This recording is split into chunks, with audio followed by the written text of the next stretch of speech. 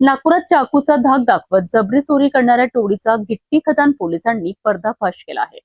अवघ्या काही तासात गुन्ह्याचा उलगडा करत पोलिसांनी 3 आरोपींना ताब्यात घेत तब्बल 1,10,900 रुपयांचा मुद्देमाल जप्त केला आहे.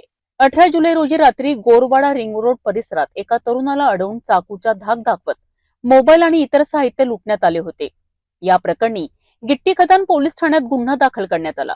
गुन्ह्याचा तपास सुरू करताना पोलिसांनी तांत्रिक माहिती आणि गुप्त बातमीदारांच्या मदतीने आरोपींचा शोध घेतला. या कारवाईत ऋतिक उर्फ दादा लांजेवार, गोविंद उर्फ भुऱ्या गुप्ता आणि एका विधी संघर्ष बालकाला ताब्यात घेण्यात आले.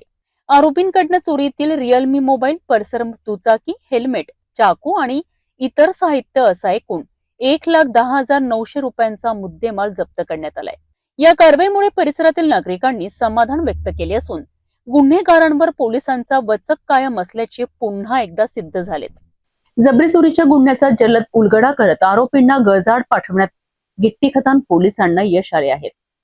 नागपुरातील कायदा आणि सुव्यवस्था मजबूत करण्याकरिता पोलिसांची मोहीम आणखी वेगाने सुरू असल्याचे या कारवाईतून दिसून आले.